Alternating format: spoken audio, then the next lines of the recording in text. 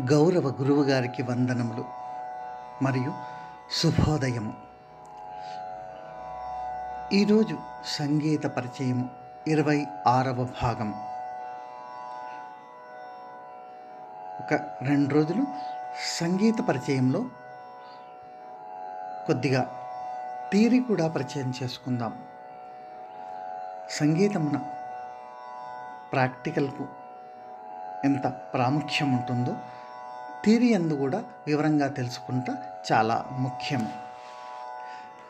కొన్ని పారిభాషిక పదములు మనం తెలుసుకుందాం. ముందుగా సంగీతము అంటే ఏమిటి? గీతం వాద్యం చ నృత్యం చ త్రయం సంగీతముచ్యతే. గీతము, వాద్యము, నృత్యముల మూడింటి చేరికను సంగీతమని అందరు. రాగస్వరశ్చ తాళశ్చ త్రిభి సంగీతముచ్యతే.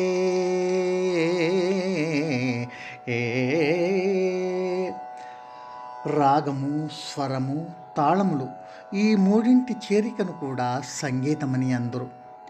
ఈ సంగీతము సామవేదము నుండి పుట్టినది. తర్వాత శృతి. శ్రూయస్త ఇది శృతయః.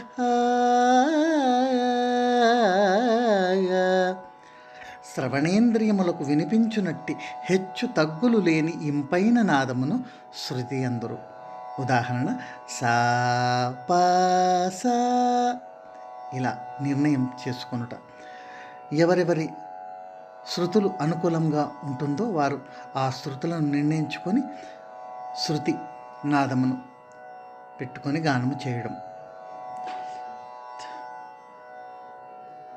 తర్వాత స్వరము. స్వతోరం జయతి శ్రోత్తు చిత్తం సుస్వర ఉచ్యతే.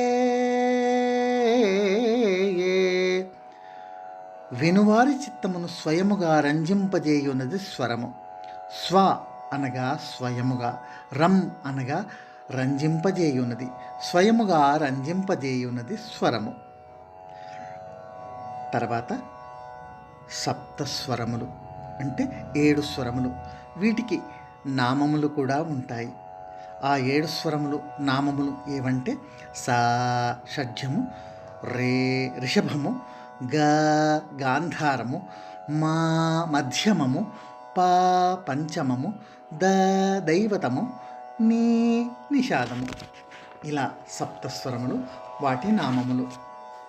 తర్వాత ఈ సప్తస్వరములను స్వరాంతర్గత స్థానములుగా 12 స్వరస్థానములను గానం చేసుకుంటాం.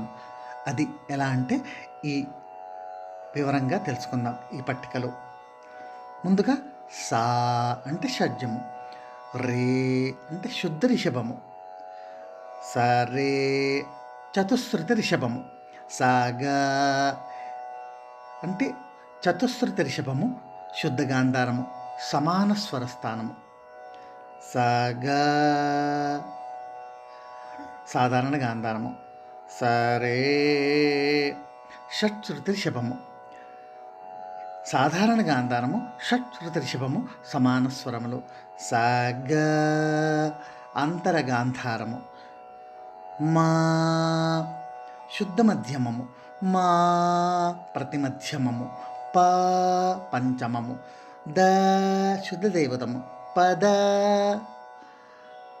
పని చతుశ్రుతి దైవతము, శుద్ధ నిషాదము, సమాన స్వరములు, పదని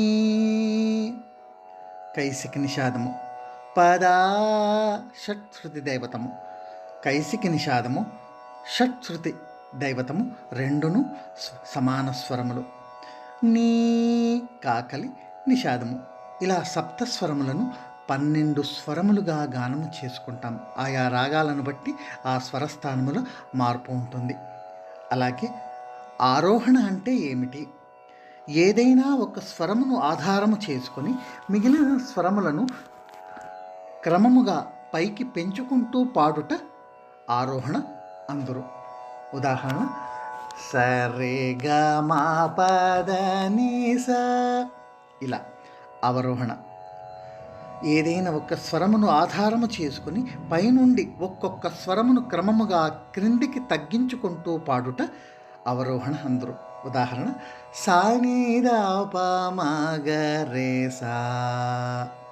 ఇలా కొన్ని పారిభాషిక పదములు తెలుసుకున్నాము. మిగతావి రేపటి సంగీత పరిచయంలో తెలుసుకుందాము.